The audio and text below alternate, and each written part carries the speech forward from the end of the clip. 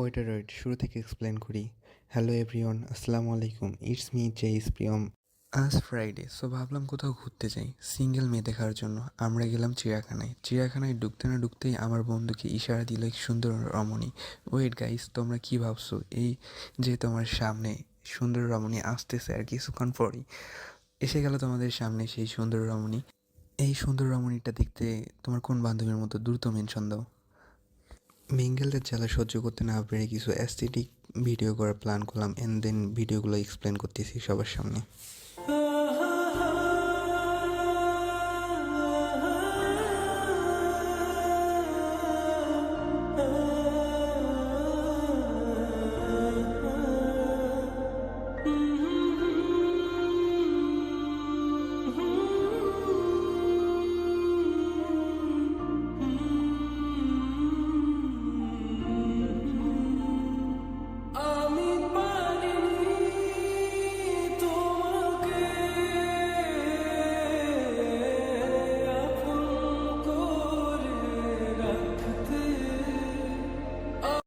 Video শেষে হিরোর মতো এন্ট্রি নিতে গিয়ে যা অবস্থা। মিঙ্গেলদের জ্বালা সহ্য করতে না পেরে অবশেষে 10 টাকা দিয়ে চিড়িয়াখানা শিশু পার্কে ঢুকলাম। ঢুকেই প্রথমে চোখ পড়ল নৌকায়। সো এনজয় করার জন্য আমরা নৌকায় উঠলাম 20 টাকা দিয়ে টিকিট কেটে। কিন্তু নৌকায় যে এতক্ষণ ওয়েট করাবে আমরা জানতাম না। ওয়েট করতে করতে আমাদের অবস্থাই খারাপ। দেন অনেকক্ষণ পর চালু করলো, কিন্তু সেরকম স্পিড এ নৌকা এখনও চালায় না, কারণ কিছুদিন আগেই তোমরা শুনছিলাম চিড়িয়াখানায় একটা দুর্ঘটনা হয়েছিল। এর জন্য অনেক সেফটি মেনটেন করা হচ্ছে। মামাকে এত রিকোয়েস্ট করলাম যে নৌকার স্পিড বাড়ানোর জন্য, কিন্তু মামা আমাদের কথাই শুনলো না। কিন্তু আমরা অনেক মজাই করছি।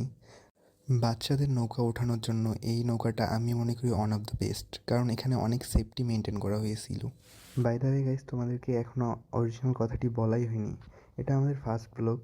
আমরা করার চেষ্টা করতেছি। অনেকেই রিকোয়েস্ট করতেছিল যে ভাইয়া তোমরা ভয়েস দিয়ে ব্লগ ভিডিও তৈরি করো। সো আমরা ব্লগ ভিডিও করার ট্রাই করলাম। আমরা জানি যদিও ভালো হয়নি, কিন্তু তোমাদের কথা রাখার ট্রাই করছি। যদি ভালো লেগে থাকে তাহলে তোমরা লাইক কমেন্ট শেয়ার করিও। এতে আমরা অনুপ্রাণিত হয়ে তোমাদের সামনে আরও কিছু ভালো উপস্থাপন করার ট্রাই করব। কি আর এনজয় করব, নৌকার অপোজিট সাইডেও ছিল অনেক মিঙ্গেল। এই মিঙ্গেলদের দেখতে দেখতে ভাই আমি আর আমার ফ্রেন্ড চলে যাই ডিপ্রেশনে। এই ডিপ্রেশন থেকে নিজেকে ঠিক করার জন্য 1 ঘন্টা সিরিয়াল কেটে অবশেষে আমরা পাই দোলনার দেখা। সেখানে আমার ভদ্র ফ্রেন্ড ভণ্ডামি শুরু করে দেয়। একটু হলেই উগন্ডায় চলে যেতাম, যে জোরে দিচ্ছিল বলার বাহিরে। সব কিছু শেষে আমরা চলে গেলাম শৈশবে, শিশুর মতো কিছু পাগলামি করলাম। জাস্ট ভালোই হচ্ছিল। তাই বলি, এত কেন মানুষ শৈশবের প্রিয় হয়। মজাই লাগতেছিল এইভাবে টাইম স্পেন্ড করতে।